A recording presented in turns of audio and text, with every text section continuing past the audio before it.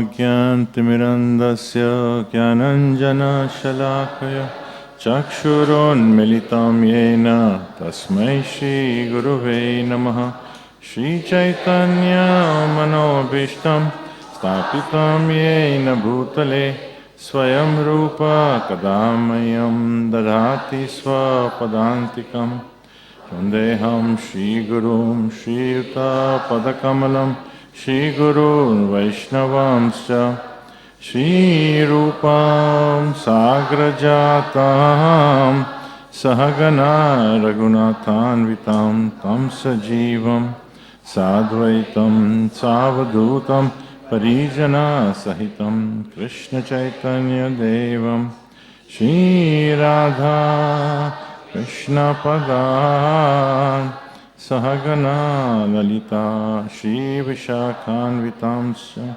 Nama Om Vishnu Padaya Krishna Prastaya Bhutale Srimate Bhaktivedanta Swami Iti Namine Namaste Saraswati Deve Gauravani Pracharine Nirvishesha Shunyavadi Paschatya Deshatarine Shri Krishna Chaitanya Prabhu Nityananda Shri Advaita Gadadha Shri Vasadi Gaura Bhakta Vrinda Hare Krishna Krishna Krishna Hare Hare Hare Rama Rama Rama Hare Hare.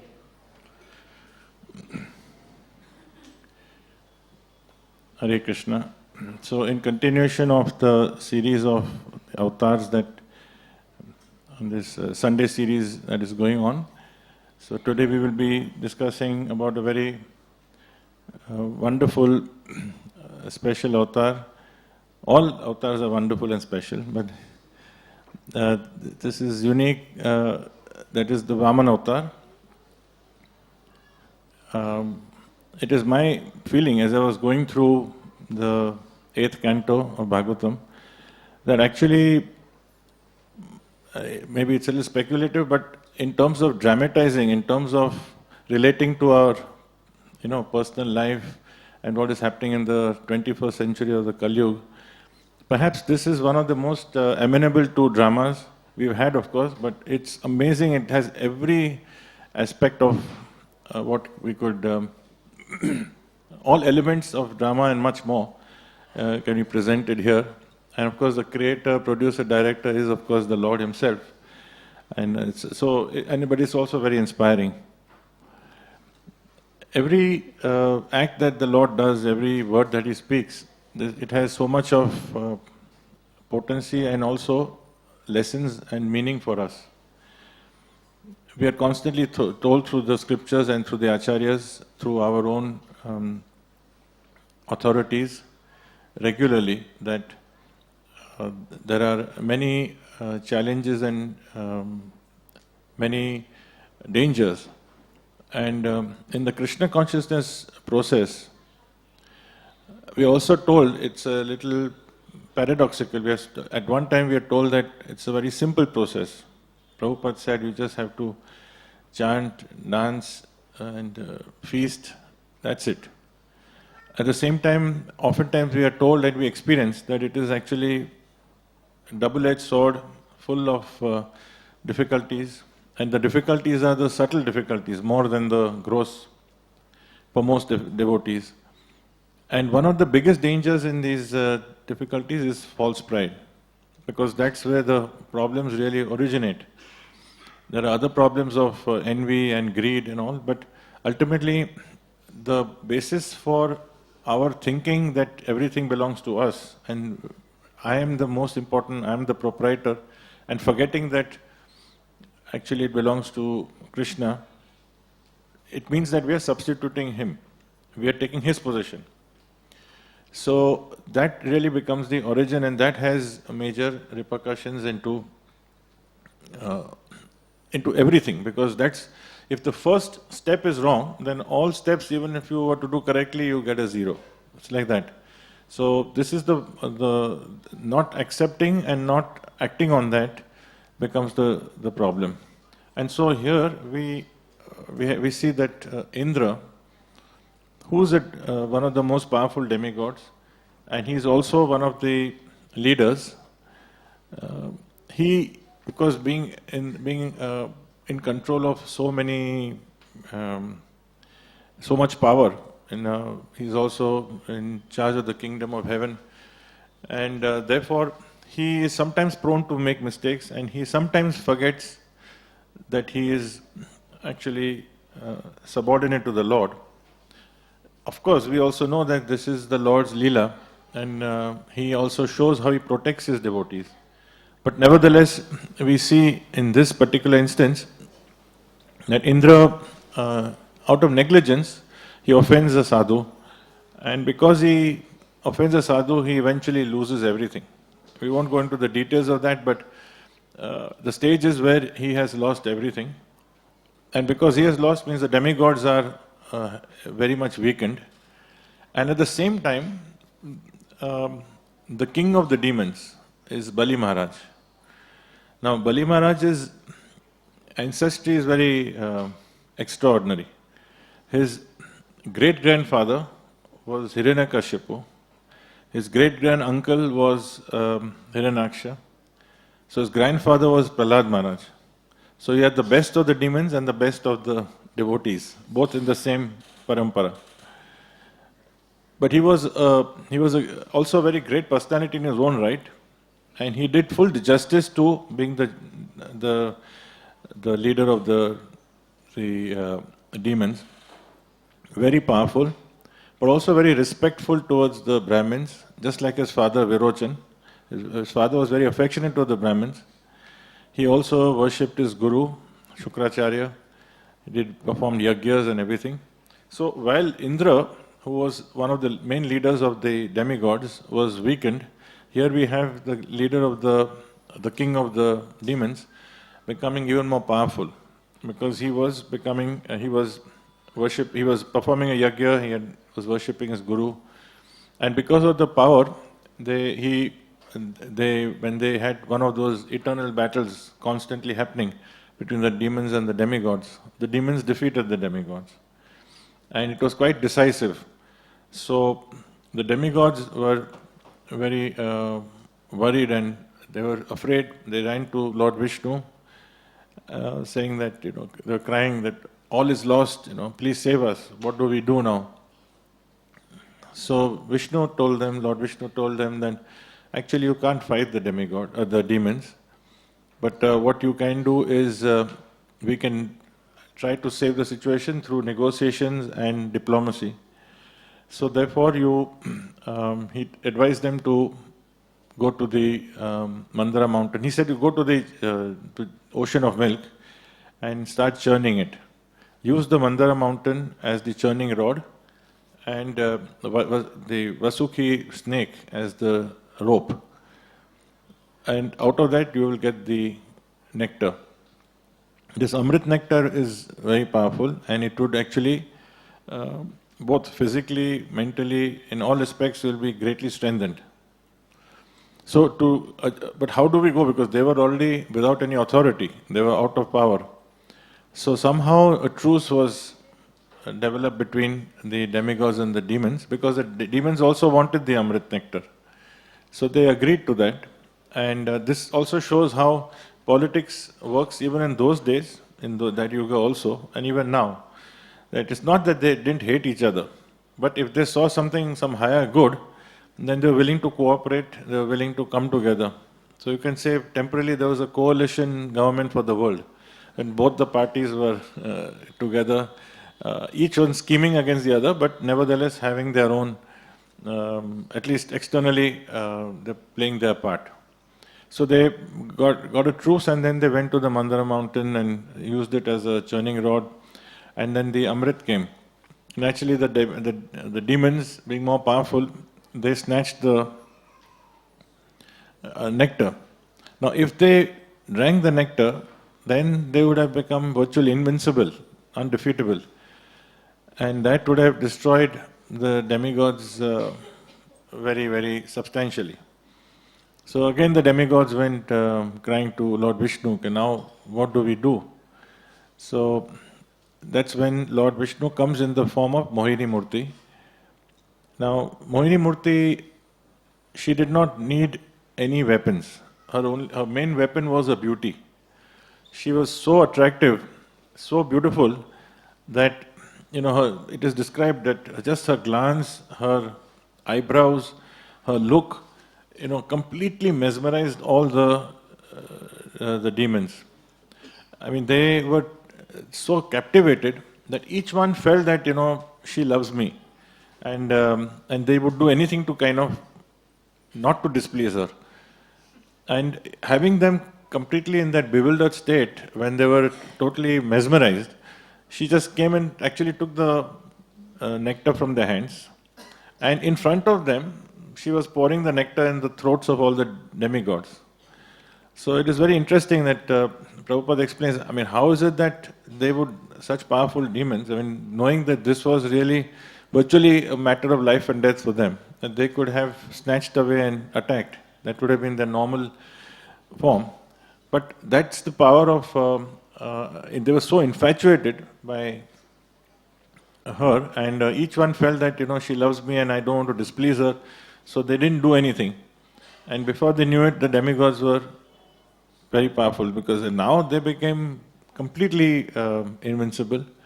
And then naturally again there was a war, a battle between the demons and the demigods, and this time the demigods, with all the Shakti from the Amrit nectar, destroyed the demons. Every demon was killed.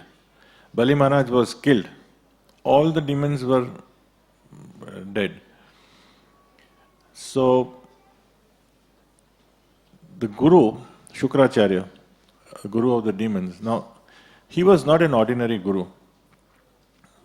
As in one lecture, His Holiness Radhanath Swami Maharaj was saying that he wasn't one of those just gold-creating gurus, but he could create, by his mantras and mystic powers, entire cities, empires. So he actually created some mystic potion, and he made such an arrangement where he took all the dead bodies of the demons, and when they dipped in that potion, they became not only alive, but they were so effulgent and so attractive, so powerful, completely captivating personalities, magical looking also. And not just him, but tens of thousands of them. So that was the power of Shukracharya. We don't have anybody like him today in this world, even on that path, because he was very learned, he was a scholar. But he was a materialistic guru. So he knew where his self-interest was, and basically he needed Bali Maharaj also to be in the position of the king of the demons, because that's where his own prosperity also lay. But anyway, he got them alive. And when they came alive, and now Bali Maharaj, to thank his guru, and he also performed a yajna, satisfied his guru, and then they started their march towards to Indrapur. And when Indra saw them coming, when he saw Bali Maharaj especially, it was just a few moments ago he was dead. That was a big shock. But actually seeing how effulgent and attractive and majestic, he looked, he immediately sensed that now we are facing some imminent doom. They ran to Vishnu, to his Guru Maharaj, Brihaspati, who was the Guru of the demigods, and said, please tell us what can we do? Brihaspati said that only thing you can do is to run and hide. You will not be able to fight them. So that's what they did. They just ran, and Bali Maharaj and the demons took over all the kingdoms of the demigods. Now at that situation, Aditi, the mother of the demigods, she was very kind-hearted, and she couldn't see all her sons suffering so much. She had a very, very pious, powerful and saintly husband, Kashyapa Muni. And so Kashyapa Muni advised her, and she then did this Payovrat ceremony over 12 days. It was very tough austerity, but she did it with the right consciousness, right mood, which her husband guided her very well.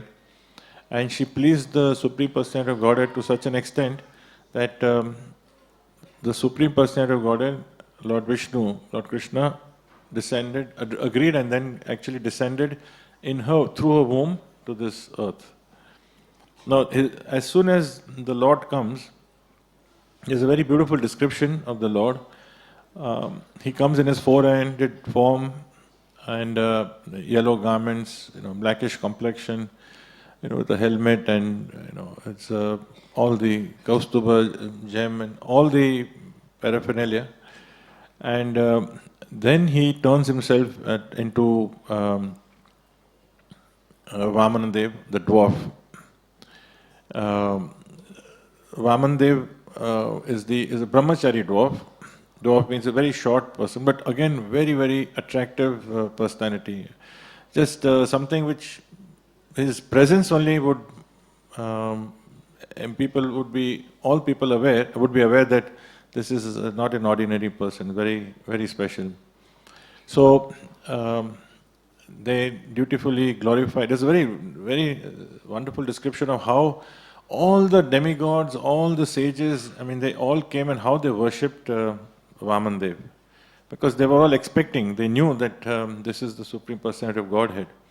Each one brought something, somebody brought kusha grass, somebody brought his kamandalu, somebody brought his deer skin, each one. And that too, personalities like Lord Shiva's consort, the best of the best demigods and the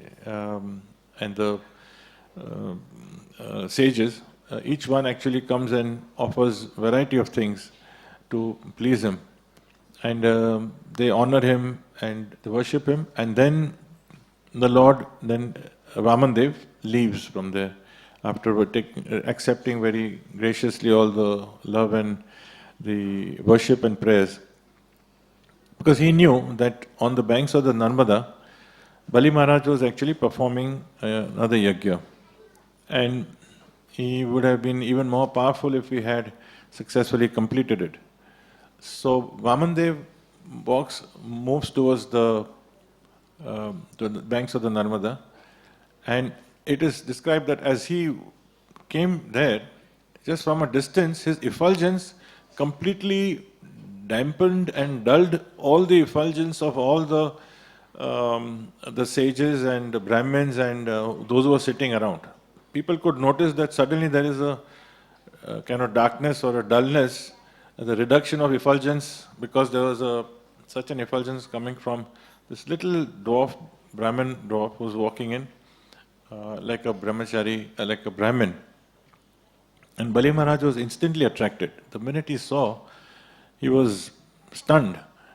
And he could sense that this is somebody extraordinarily special. It is not just any ordinary person. So he immediately gets up, and he was extremely perfect in his religious etiquette. He was a very noble person. His responsibility was a king of a demon, but and especially for Brahmins, as we've seen, that he used to worship them regularly. So he got up and he did all this, performed his duties, washed the Brahmins' feet, gave them the proper seating and everything, and said, "How can I please you?" In fact, he said, "Because of your coming, my sacrifice is now complete. So now, please tell me. I can see that you've come to beg. So please tell me, what do you want? Anything you want, I will give you." So Vamana, that's the Lord, he starts very intelligently. He actually praises all the ancestors. He gives a very wonderful background, telling Bali Maharaj that he starts even from Hiranyakashipu and Hiranyaksha. He praises them actually, saying that they were very powerful demons, powerful personalities, and only the Supreme Personality of Godhead had to come personally and defeat them, and both of them, and kill them. So they were benefited. And then your father Virochan was so gentle and affectionate to Brahmins. Your grandfather Prahlad Maharaj, he's your future instructor. He's a great personality, and all your advisors are all descendants of Bhrigu Muni, and you are also always known to be a very truthful person. So he says, so therefore I know that whatever I ask, you will not turn down. And then, so Bali Maharaj said, yes, no, please ask. So he said, I want that much amount of land on which my 3 steps of, I can put my 3 steps. So Bali Maharaj was quite disbelieving first, because he said, a dwarf-like steps, I mean, even our steps are small, but dwarf steps would be even smaller. So that means he was asking literally for this much land, practically. So he said, you are a small boy, and I can see you don't have, your intelligence also is insufficient, because you don't know what is in your self-interest. You should be, anyone who approaches me never ever has to think of anything, any requirement for the rest of their lives. And you are asking for those 3 steps of land. So you must rethink, and you are making a mistake.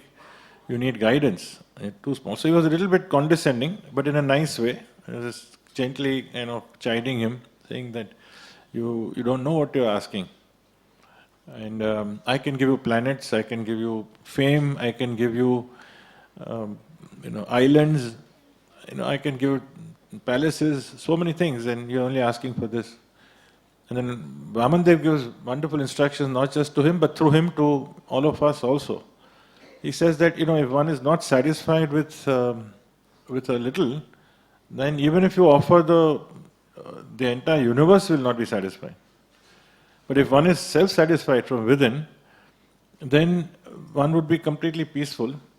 And even if we have to then live under a tree, or if we have no possessions, we will be contented. And that is true. If you see in our lives, actually, if we analyze, so often when we are irritated or upset or agitated, a lot of it is due to our expectations. And our expectations are linked to what we want.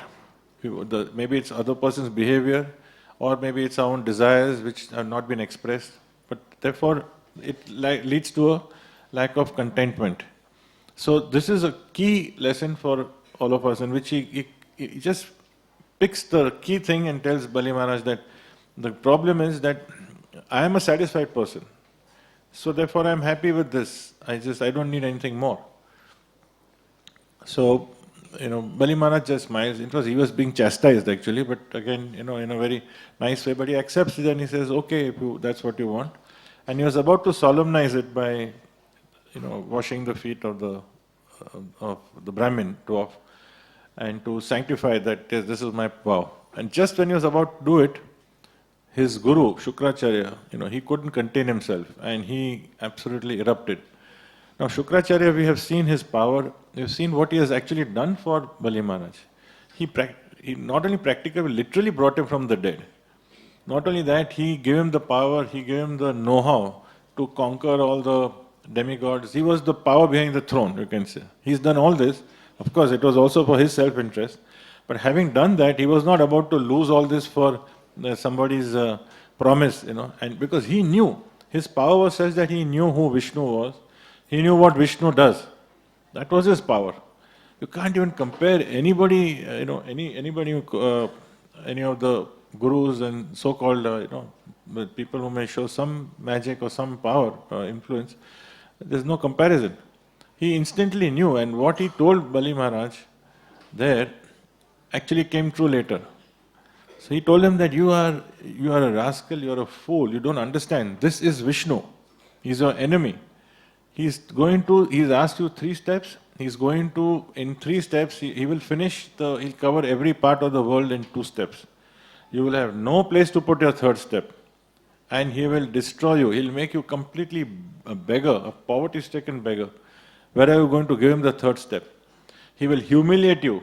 He will arrest you. This is the power of this Shukracharya. He could see everything. And just because you say you have promised him that, then you are an utter fool. You don't know what you are doing. So, and once he takes everything away from you, then you'll have nothing with you. And you are doing all this because you think you have promised him. Then he goes on to shastrically try to convince him that actually these promises have no value. First he says that you have not uttered the word Om, so without that, this promise doesn't have validity. Second, he says whatever you do, One sec.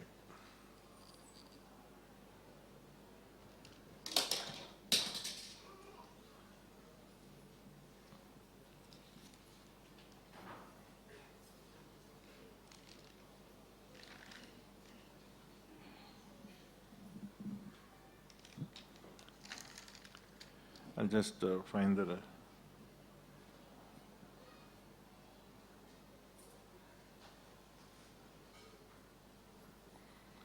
He said that you...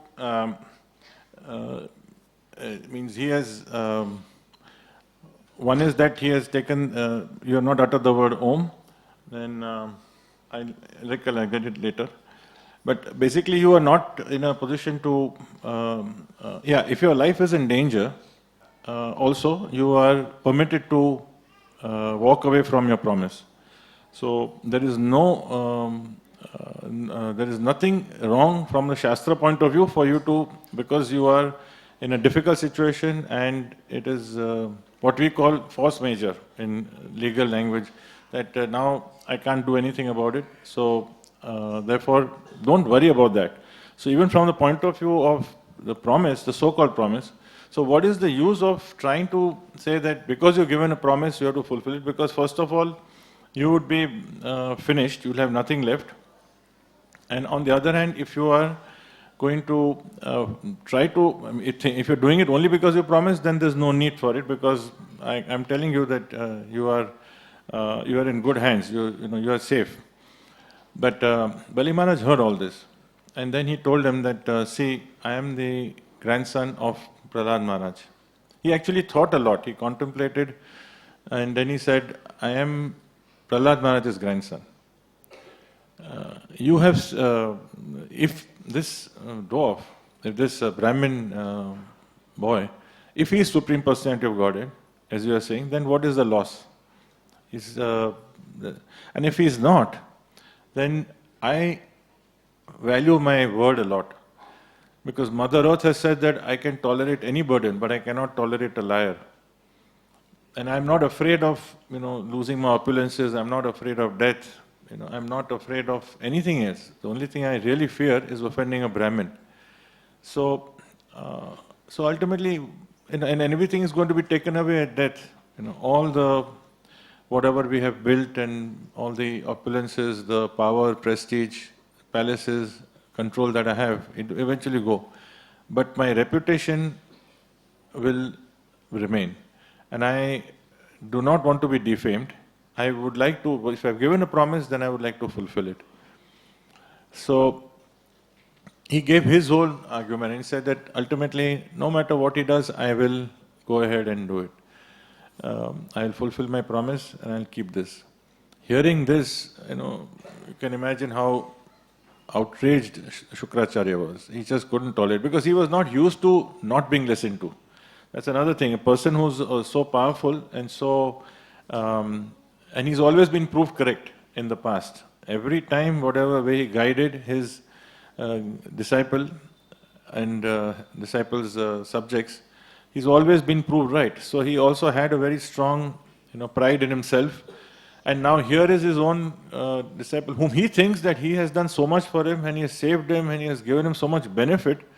He feels this person is so ungrateful, and so he is absolutely outraged. And he says, he curses him and he says, I am telling you, you will lose everything. I can guarantee you, if you don't listen to me, you're going to lose everything and you will be humiliated. Now I am certifying it that you will get.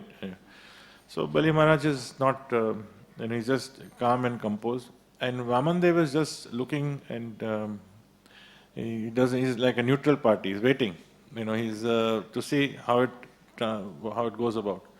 And then, so Bali Maharaj, after speaking to his guru, he says, "And fine, okay, take your 3 pieces of land."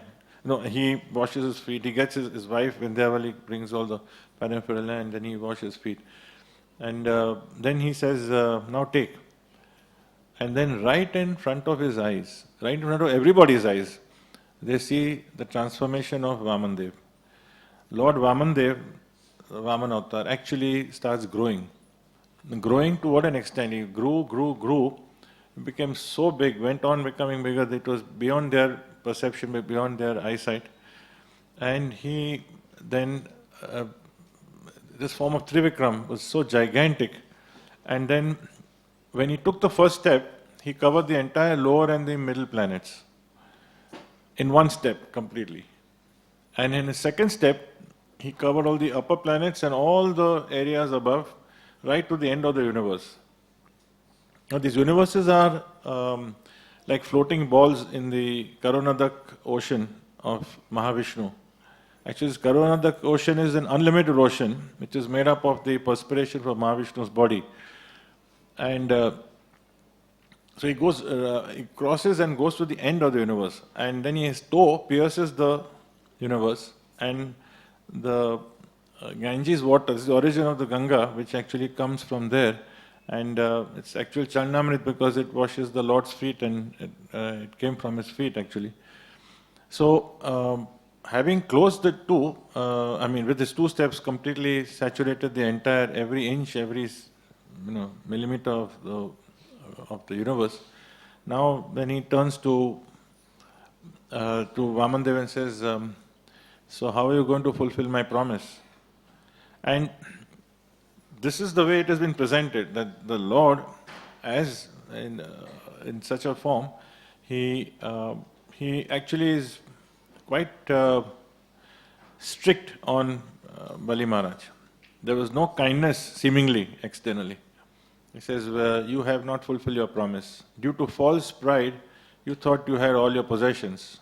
Now, you should go to the hellish planets, just like your Guru Maharaj, your Gurus told you. Because Shukracharya told him that you are going to go to hell, you will be going. He said, I think that's where you need to go, because you can't fulfill. So you can imagine the situation. Now we have to put ourselves in a situation, or imagine what the situation of Bali Maharaj was. Just moments ago, he was the king of the demons, and because of the defeat of the demigods, he was actually the emperor of the entire universe, planet. And not only physically, but he had everything going for him, all the control, the power, all the wealth really belonged to him. And now, within moments, he lost everything. Apart from losing everything within moments, which itself would be a shock to anyone. First of all, we wouldn't even have even a fraction of the wealth, but to lose everything means completely. But secondly, he was completely publicly humiliated. He was now left kind of exposed. And this situation, what is Bali Maharaj going to do? In the meantime, Trivikram, the form, he reduces back to the dwarf form, and he instructs Garud to tie him up and arrest Bali Maharaj. So to add insult to injury, now here is Bali Maharaj who is now bound to such an extent that he can't even move. He couldn't move his hands. He couldn't move anything. He was absolutely strapped, just like a common criminal, worse than a common criminal. And he was, so it is not only, he was dispossessed of everything, and he thought he's pleasing the Lord. I mean, we must think that he's done this to please the Lord, and to at least externally the Brahmin, to fulfill his promise. So such a noble thing. There's no acceptance of that nobility anywhere. There is no recognition of that. In fact, he's been both sides. Shukracharya has abandoned him and cursed him, and here Vamandev is scornfully telling him that, where are you going to give me a third step? And he's got him arrested. And this is the time when Prahlad Maharaj enters. He descends, and Prahlad Maharaj is in tears. He's so happy. It shows the understanding of all the people around. This scene is a very incredible scene where, first of all, Bali Maharaj, at this stage, he is in the lowest possible position, in the fastest possible time anyone can be. You can't go from zero to, eternity, from richness to poverty in this extremes, and that too in such humiliation and in public, in front of all his subjects, his wife and everything, all that is done. And there is, and then his grandfather comes. Now his grandfather is so happy because he tells the Lord that you are, you're so merciful, how kind you are. Here you are, you've taken my grandson, you have shown your equal beauty on both sides. It's very wonderful. He says, you have taken him to the highest levels, given him made the king of heavens when you felt he was worthy of it. And now, you yourself have been equally impartial and taken everything away from him. So now this is Prahlad Maharaj's vision, his own grandson. And he says that, and he's prostrated himself in front of the Vamandev, and he's saying this. And Bali Maharaj, he has so much affection for his grandfather, because actually his grandfather, as he told Shukracharya, that I am his follower, I want to. So even though he was the king of the demons, he had all the bodily strength and perhaps even the mentality as a leader of Hiranyakashipu, Hiranyaksha, but his well-being, his heart was really what Prahlad Maharaj, instructions were Prahlad Maharaj. And actually the Lord told him earlier, when Vamandev said that he's your future instructor. So now here his future instructor, Prahlad Maharaj, his guide, his philosopher, his friend in front of him, and he couldn't even bow. So all he could do is just shake his head in a kind of acknowledgement that he's bowing to him. And he was crying tears of shame, because he felt that I am left totally exposed in front of my grandfather, whom I value so much. I am not able to honor him, fulfill my honor. So Bali Maharaj's only worry at that time was not about his shame and all that. He was feeling shameful only because he felt I am not able to keep my vow. And it was so desperate feeling in his mind that when the Lord then told him that, so tell me what you want to do, where are you going to put your third step? Where can I put my third step? You have not fulfilled your promise, etc., etc. So that time he said that, my Lord, you are saying that I have not fulfilled your promise, and that I will certainly rectify. I cannot bear to not to, fulfill your promise, and therefore the only place I have is my head. I offer my body and my head to you. You can put your third step on me. So every part of the whole universe was covered. The only thing that he had in his control, though he was bound hand and foot, was his head.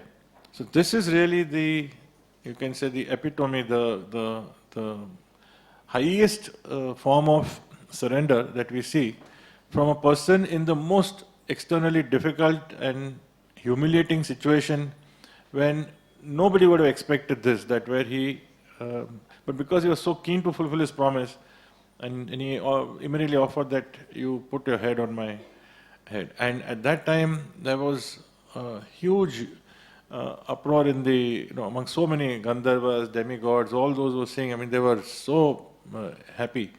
Though nothing changed externally, because he was still at the moment where he is, like a prisoner. But the whole mood had changed, because everybody was praising him so much. Lord Brahma also speaks to the Lord, to Vishnu, to Vamandev, and says that, now see what he has done, and he has surrendered. What more can he do, etc. So release him. So there was a lot of plea and all that. So the Lord releases him, unties him, and now of course the Lord internally is so ecstatic, so happy for him. But to play his part, he actually stretches it to the limit, in terms of humiliating him, in terms of so-called exposing, because he knew this devotee's heart. He wanted the world to see that in such a desperate situation, when there's nothing, what is really the meaning of surrender. So actually this is one of the most important lessons we learn of various processes of devotional service. We are taught the 9 processes of devotional service, starting from Shravanam, Kirtanam, Vishnu Smaranam, etc. So the 9th process, which actually is a culmination of all the other processes, is demonstrated by Bali Maharaj, who, though he was put externally as the king of the demons, but actually in that process he performs all the 9 processes of devotional service by completely surrendering without expectation. Surrender means that there should be no expectation of any benefit, and this is what it is proved here, wherein at that stage he didn't expect that if I do this I'll bargain, if I surrender, maybe, because by surrendering his head, that means he was going to die. Obviously, if somebody who can cover his one leg, we can't even probably cover 2 feet. He's covered not only this world, but all the planets of the lower and middle planets, planetary systems, just by one step. So if he was going to put his third step, it meant that he was going to die. So he was willing for that. So therefore he had no expectation of life or fame or anything. That is it. And at that time the Lord then unties him. And at that time also there were many other prayers, and one of the unique ones was his wife, Vindhyavali. She was such a great devotee, even though she was the wife of the king of the demons. And she praises the Lord so much, but she actually indirectly chastises her husband. She says that, my Lord, there are people who think that they have a lot to surrender. First of all, what they have to surrender? They have nothing. We have absolutely nothing in our possession, and so indirectly she was saying that even his surrender means, what is he surrender? He has nothing to surrender. Though of course he surrendered his life, but she said, okay, you own everything that nothing, not a blade of grass moves. We can't walk, we can't talk, we can't think, we can't do anything without your sanction. We can't breathe. If you were to stop the air for even a second, we'll die. So everything belongs to you. Now see, imagine she is also the wife of the most powerful person in the world. She has seen and tasted all the success and the the glory and the reputation and the fame and all the praise and everything that comes along with it. And we cannot think what it means to be of the entire world. There is nobody like this today. So having seen that, and then seeing no chaste wife would like to see a husband being utterly humiliated like this.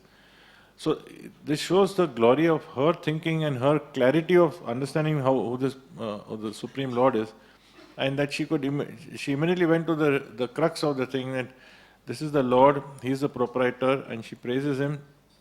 And of course she also asked for, you can release him. So Lord Brahma, many others, very heartfully prayed. Because the Lord was anyway going, because he was from the beginning, even before he appeared. He knew Bali Maharaj's heart so well. And so Bali was released. And then the Lord says, okay, I'm so pleased with him, I'm so happy with him. And then he says, I would like him to, I'm going to offer him a planet to rule, which is the least I can do, Sutala Lok. And he gives him that the planet to rule over.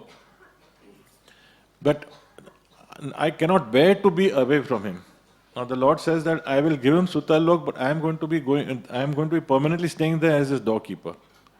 Imagine now this is the same Lord who descends. We are not talking of Vamana avatar. The avatar as Vaman Dev, the dwarf like the Brahmin.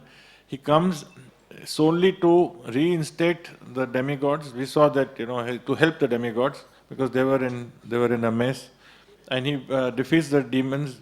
So Bali Maharaj is supposedly on the enemy side, right? He's the one who has caused this problem. So he was supposed to be straightened out. If you were to just see a script from one dimension, here comes the Lord. He comes secretly, and he comes as a dwarf and goes and asks these promises, and he says 3 steps of line, but those 3 steps turn out to be something other than what we imagine, and covers everything, and then he gets him to surrender his head. So one would have thought that that's the end, happy ending, because the demigods won, the demons lost. But the reality is always different. The reality is what is seen externally is never what is the truth. What we see here is and why Bali Maharaj is one of the 12 Mahajans. The people who are, through eternity, who are being followed for their wisdom and for their greatness and their spiritual understanding, on the same level as Lord Shiva, for instance, Lord Brahma. Bali Maharaj is put on that level, and was given as grandfather also, Prahlad Maharaj, but he was given the responsibility of the demons' leader. But in this process of appearing in the Lord comes here, he brings out the glories of Bali and shows what true surrender is. And in that surrender, Bali, who had lost everything externally, he actually not only gets reinstated in Sutala Lok, but the Lord is now saying that I can't bear to be without you, and I will be I will be a doorkeeper in your where you are. So, in the process, the Lord also shows what a true guru is, and what who should be a true guru and who should not be. Who's not a true guru. We see Shukracharya's example of being such a materialistic guru, and the thing is, as Prabhupada explains very well, that Shukracharya was looking for the benefits of his disciple. So Prabhupada instructs that we should not, no guru, no bona fide guru should ever look to be dependent on the benefits of his disciple. On the contrary, the disciple should be totally, completely dependent on the spirit, on the mercy of his Guru Maharaj. But this was just the opposite. So Prabhupada was very strict about it. Actually, there was one example in the early days. Prabhupada was uncompromising in many ways. He would say that these are the 4 regulative principles and we have to follow this. And if you think about in the early days, in the 1966, 67, he had very few followers, very few people were coming, and those who were coming also were kind of just getting settled. So those who were very sincere, they used to bring others also with them. So in the early days itself, there was a very famous band which started showing interest. So the disciples were very happy and they told Prabhupada. So Prabhupada said, bring them here. So now that band was very, very famous, one of the most famous in the US at that time. But their songs were mainly based on illicit sex and drugs. So the disciples did their best to indirectly tell Prabhupada as to what to expect, and they were hoping that he can water down or somehow dilute his preaching or so on. And but Prabhupada, when the band was in front of him, then he says in his own grave tone that for spiritual progress you should not have illicit sex, intoxication, meat eating, gambling. So this band was so scared that within moments they just found some excuse and ran away practically. So the disciples were actually very disturbed. They felt Prabhupada ruined everything. Their understanding, go soft, and here Prabhupada came. But the example we are saying is that we are comparing with Shukracharya, and this is Prabhupada who actually never compromised on the truth. He said, better one moon than millions of stars. So even if he said, I am not looking for numbers of disciples. I am not looking at, he said, if I was liberal, Prabhupada said this, he said, if I was a little more liberal and if I was somewhat more compromising in some of the things, I would have millions of followers.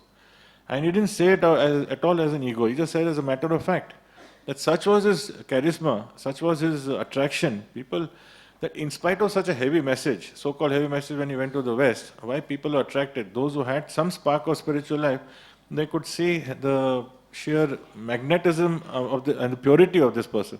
So what to speak of if he had become a little bit diplomatic and compromised, he would have had millions. But Prabhupada was not like that. So this is one aspect of Prabhupada which showed that he was not, he was uncompromising. At the same time, he had the perfect balance of also being very tolerant. When he knew when he was encouraging sincere disciples or devotees or people who had time, who needed time to change. One example is Shyam Sundar Prabhu, who was Prabhupada's disciple, who's still one of the leaders today of ISKCON. So in the early days when Shyam Sundar Prabhu and his wife Malti, she was the one who actually brought the initial Jagannath, Baldev, Subhadra small deities. They didn't know what it was. They just found it in an Indian store. They showed it to Prabhupada. Prabhupada was very happy and he immediately bowed down, and they were wondering why, because they just found some odd-looking, odd-shaped deities, and she actually brought one, I think Jagannath, and then Prabhupada said there must be 2 others, so she got them. So anyway, then they were the start, and Shyam Sundar Prabhu had a background of carpentry. So he carved out the first Jagannath Rath Yatra, Jagannath, Baldev, Subhadra deities which went on the first Rath Yatra. And in that time he was making it in his own small house where he and his wife were staying. So in one room he was making the deities. So Prabhupada walked in when he was making the deities, and he found that on the head of Baldev, which was being carved, there was a cigarette packet of Pall Mall. So, and he was embarrassed, he was trying to take it. So Prabhupada said, what is this? He said, Prabhupada, this is, I'm trying to give up, but I can't give up smoking. So Prabhupada never came down heavily on him. Prabhupada just said that, in a very sympathetic tone. He said, why do you let such a small stick come between you and the Lord? And that struck Shyam Sundar Prabhu so strongly that, and then he told him, he said, okay, take one less tomorrow, then one less tomorrow, slowly it will go away. So, see, the person was totally uncompromising, who could not accept, he was preaching even to the most famous personalities in the band, that you have to give up illicit sex, and knowing that they were indulging in that, because he could sense, he knew where to express and lay down the law. Just like when he was very strong on Mayavad philosophy or on impersonalism, or saying that you are not God. That was another thing when he was telling everyone. People wanted to believe that they are God, and he would say, no, we are servants. Even I am a servant, you are a servant. So he went to they felt it was the other extreme. So he was uncompromising, but at the same time he was so tolerant when he knew somebody had some genuine spark. And that is the comparison with the Shukracharya. As we see that here, Shukracharya was guiding Bali Maharaj, who actually had such a noble heart, and yet he mesmerized everyone by the sheer power of his mysticism, and bringing him back from the dead and creating empires, and he could create cities and all that from just his mantras. That was the power. So at this stage now, now Bali Maharaj goes to Sutala Lok. His wife goes. Prahlad Maharaj says, I am also going to go and settle in Sutala Lok. I also can't live without him, and I would like to have his association. So he goes there. Then it doesn't end there. Vamandev then turns around and he sees Shukracharya sitting there. Shukracharya was sitting in the assembly of all the Brahmins, because this whole stage is actually when the yajna was going on. So it is still, when he grew tall and he covered everything, all that stage is still there. So So he turned to him and he said, "You are the guru. You are his guru." He's asking him. So he's saying, "Yes." So he said, "So tell me, what are the attributes and what are the faults of Bali?" Now, by this time, Shukracharya had got a complete change. He had undergone a total metamorphism. He was shaken up by this. But of course, he was very much chastened, and because he was a super intelligent scholar, but his pride was, his ego and other things was, just his own intellect and own mantra ability and all, whatever. So he says, "My Lord, he has no fault. He is absolutely faultless." Actually, anyone who tries to satisfy you, anyone who tries to please you, that is the only success. So the goal of any yajna, the goal of any activity, if it is directed towards you, even though if it is with faults, but that is faultless. So that means if our pronunciation and the mantras are wrong, or if our we may have some if our selection of the people whom we need to help, we made mistakes in that. We make so many mistakes, in the religious etiquettes and rituals also we may make mistakes. In all that, if we make mistakes, there may be faults, but if the goal is to please you, then that is completely successful. And so Bali Maharaj, he's absolutely faultless. So this was extremely very different mood now.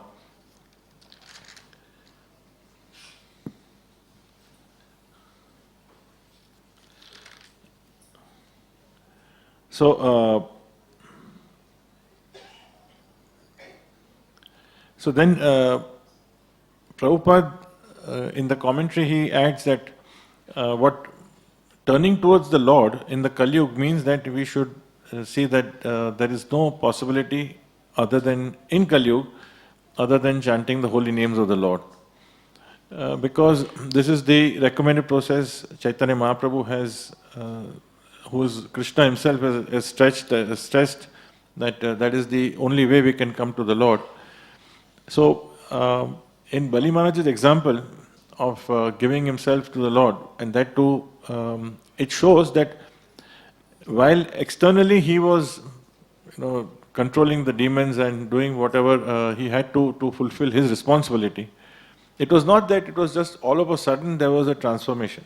It cannot be. A person who can, that when the test comes, the preparation has to be a lifetime of preparation. It is not possible that you just say that I'll be able to just say at the last minute and I'm sure I can do it.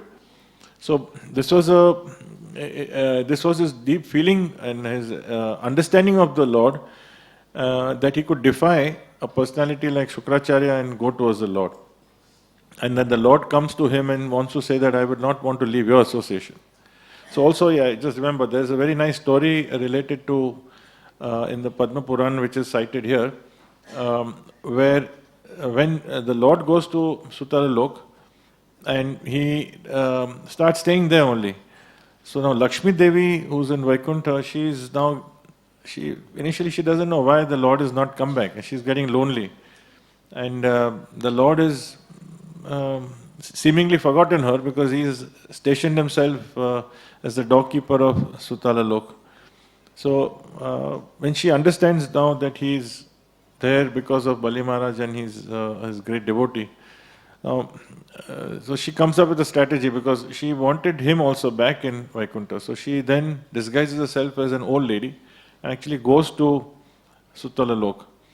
Now there, Bali Maharaj, as per his tradition, he was always, because again he was the ruler of the entire planet, and he was always very charitable, so very generous. So anyone who asked for anything, it was the rule that they could come, and he would spend several hours only meeting people and dispensing with whatever they need. So there used to be a long, long line. So she joined the line, but she would let everyone else go, and she would stay at the back. So Bali Maharaj could not help but notice, because when he was, he saw that right from the early day that she was already there. But everyone would like to surge forward and come towards, as quickly as possible to get the relief of the material misery, or whatever expectation they had. And here she was allowing everyone to go. So finally, the line ended in the evening and she was there. So he called her and he says, I noticed that you were letting everyone else go. So now, but you should ask, what do you want? I can help you in any way. Then she said, are you sure? Will you give me what I want? He's saying, yes, of course, if it's my capacity, I will definitely do so. So then she said that, I want the Lord back. So now he was in a big dilemma, because he could not break his promise, and at the same time he was so attached to the Lord that he just couldn't even think of having the Lord leave him now. It's not often every day that you expect that you hear the Lord coming and saying that I'm going to come and stay with you. Even in our dreams we don't think of it. Here it actually happened. So it's understandable if he was feeling I can't bear it. So he was really in dilemma. Now this is another example of how the Lord, of course, being in the heart, he knew. This whole thing is brought in to see how, to also show how the Lord not only protects his devotee, he glorifies his devotee, he also shows where his love is, how he especially wants to please his devotee, but also how he finds a solution to this dilemma. So he comes and tells he immediately understood. So then before, it was like a stalemate, because Lakshmi Devi had her requirement, she put it. And Bali Maharaj has to fulfill, but he was internally going through turmoil. Now what am I supposed to do? So he came and just solved the problem. He just expanded himself. So one Vaman Dev was here and one Vaman Vishnu went back to Vaikuntha. So this just demonstrates the Lord's deep desire to always protect his devotees. So coming back to Prabhupada stressed this fact that which is the core.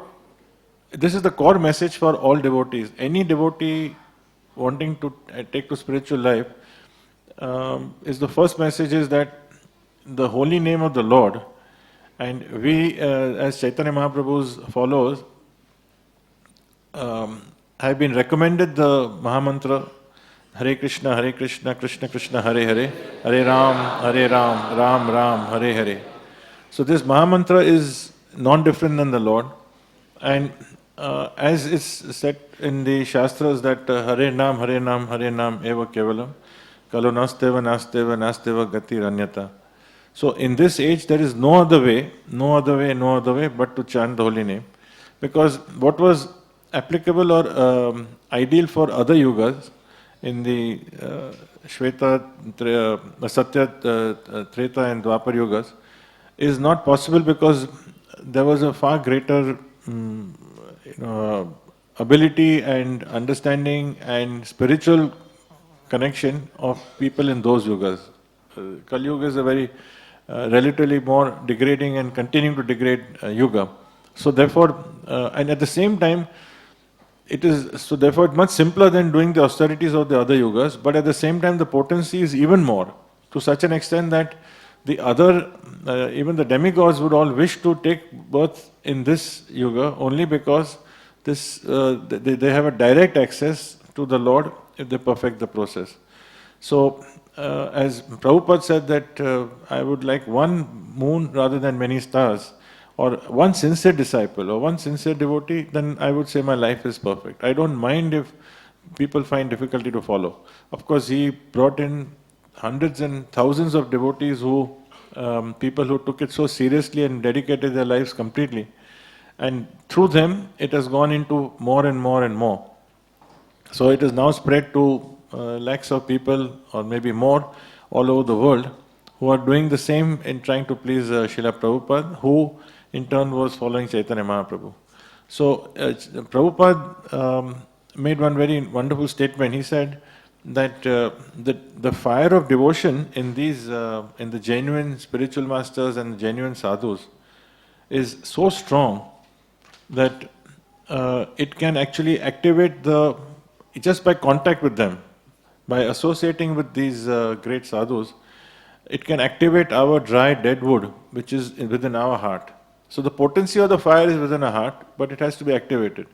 And that activation comes from the contact that we get by just associating with them. When we do that, then that fire gets kindled within our heart, and then our process can start. So therefore, we hear this regularly. We hear the same message about having, associating. We actually use the word association, but actually association has so many connotations. It is not just the physical presence, but it is actually also active hearing. Active hearing means following instructions, because we may hear on a mental level, but not consider it that I have to change or I have to try to mold my life. It also means that we try to change our life under the guidance of someone, some superior authority, because we all need help, and it's a lifelong process. It also means that we have to accept and go through all the trials, tribulations that are there in this process. Even if we stumble sometimes, but we should not miss the goal. Because initially we get the boost because we feel that we've heard the perfect philosophy, so we start off with a bang, and then somehow after some time, maybe a few years or maybe even earlier, we start losing the taste, becomes mechanical. So this is where association comes in. And association really means that if we are hearing with alertness, we will also gradually see and appreciate more of who are the people who can help us. And really, because you can, it is not a matter of just, it's not just a matter of getting together physically, but it's more a matter of taking inspiration from others. So whom we associate with, and how we associate, and when we associate, these become very crucial. So at the end of the day, how do we continue this as we go home, as we go beyond our 2 or 3 hour venture into the temple? We get fired up, it's a very nice atmosphere. But if you want to do it on a daily basis, if you want to have the steadiness of chanting every day, trying to improve our consciousness, this itself is not easy.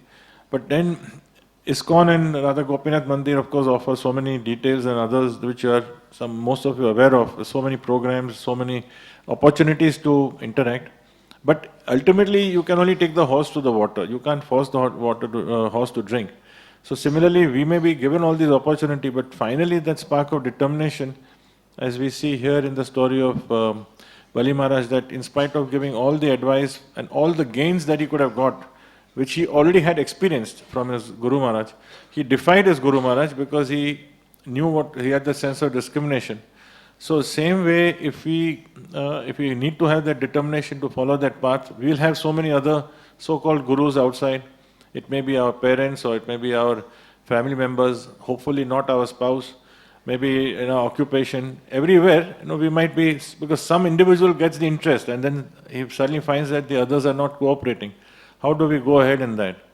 So the key is somehow finding the association, and if we are not able to physically, books are the association. When we read books, when we hear lectures, when we hear now, that is available to us on internet, is available, this technology has been used so nicely. So nobody can say that we don't have the opportunity to improve our present situation, and it's a constant step, a constant process of improving that we need to do. So that is the message that comes out from this wonderful Leela of Vamana Avatar. How the Lord, in summary, if we see that, how the Lord shows that the false pride of Indra, it may be kind of the spark which led to his appearance, but actually it was really to show how Bali, who had such a great personality like Shukracharya, his guru, still went against that, and how Lord Vamandev tricked, externally showed as if he tricked his spiritual, the devotees and the demons into parting with the, Bali Maharaj had to change his, his position from being the richest to the poorest. But finally, what came out was the glories of a genuine devotee who is a pure devotee, and the process of devotional service, a complete surrender, as demonstrated by Bali Maharaj, is what is the ideal example for all of us to follow. So, are there any questions? Yes. I was sure, that's why I ended it early also.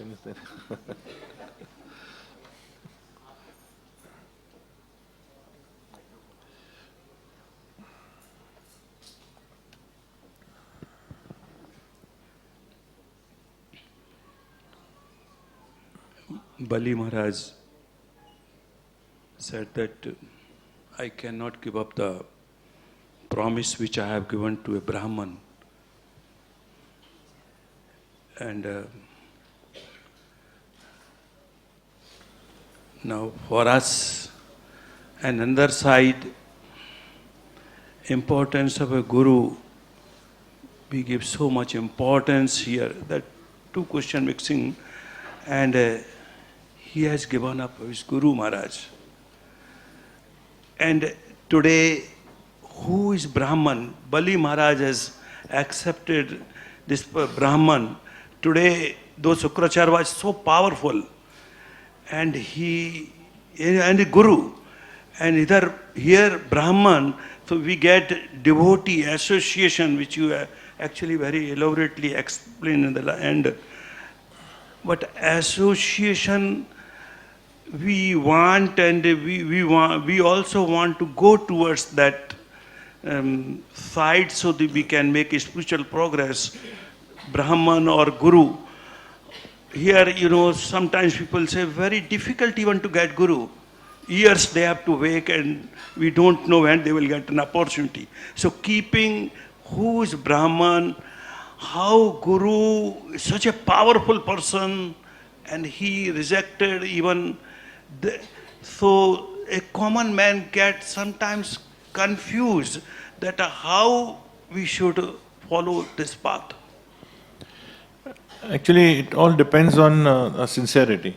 So, if we are really sincere, and sincerity means that we are willing to accept our shortfall, our weaknesses, and also because that sense of discrimination would come eventually if the Lord in our heart, Lord understands our desire, and if our desire is genuine in the sense, even if we are not even on the first step of spiritual interest, but at least if we are seeking in a sincere mood, it will mean that we are willing to accept other views, rather than just thinking that this is my thinking and I will try to find someone who fits into my thinking. So, yes, ultimately there's also the aspect of, if we have to have a karmic reactions of the past, there is also an element of that. But if we have a very genuine desire, Krishna in our heart will actually, with all the difficulties, like Bali Maharaj had his challenges. In spite of his challenges, he came out with flying colors.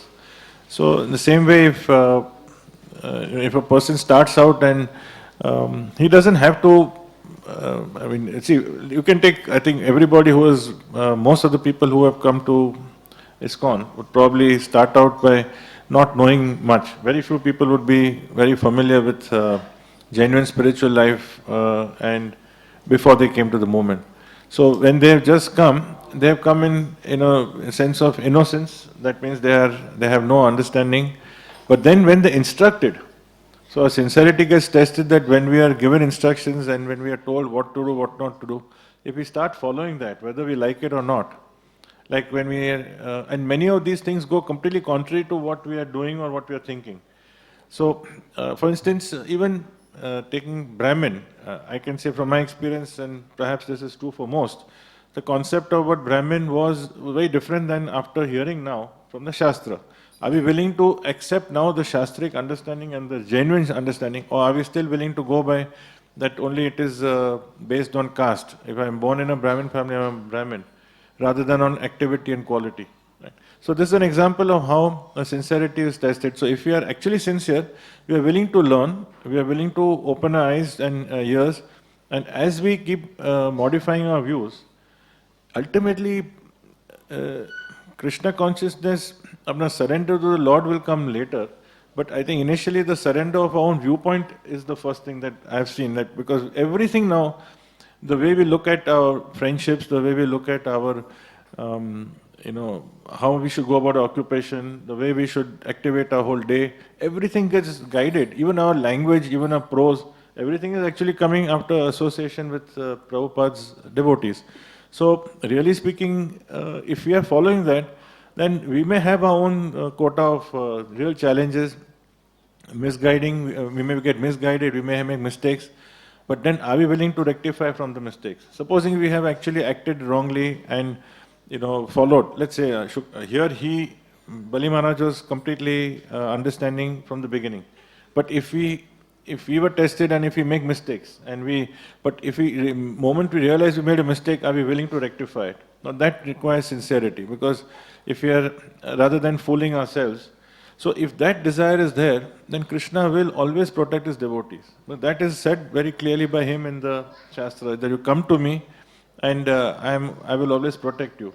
So what he means is protection is the protection to our spiritual desires. That is really, it's not that he's going to protect the house we stay in or protect the family's longevity or health. He means he'll protect our spiritual desire if we maintain the sincerity. So this discrimination between the possibility of getting cheated or not knowing who our guru is, how many of us came here thinking that this person will be my guru? It's very, very few people. I mean, practically none. It's just that how the life is revealed to us moment to moment, day to day, is unfathomable. But if we just follow a process, so this devotional process is a process. We don't have to look at the end. We just take day to day, and as we are given the instructions, and we are contented with what we are told, rather than giving our own concoction. So as we go along, then Krishna always provides and gives us the right guidance. If we are really sincere, then somewhere we will be appealed to the proper lectures, the proper understanding. Otherwise, there are millions of people who hear so many kathas. So how is it that there is a lot of commonality? But then when it comes to, when Prabhupada was so uncompromising, most people walked away. Most people found it very difficult. They were appreciating a lot of Prabhupada, what he was saying in the West.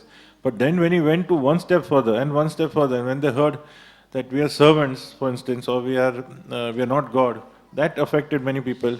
And that when he brought in the Westerners to the India and saying, these are my dancing white elephants, so many traditional Hindus who believed in him, supported him, many of them didn't like it. So we are tested, and so if you still have your own view and put that in front of what is actually put, but there were some people who went from the beginning and they changed their view according to as they put faith in Prabhupada. So like that, if we are following that, then we will be guided to a genuine guru. So if we miss the boat, maybe Krishna will take care of it. It will take a longer time.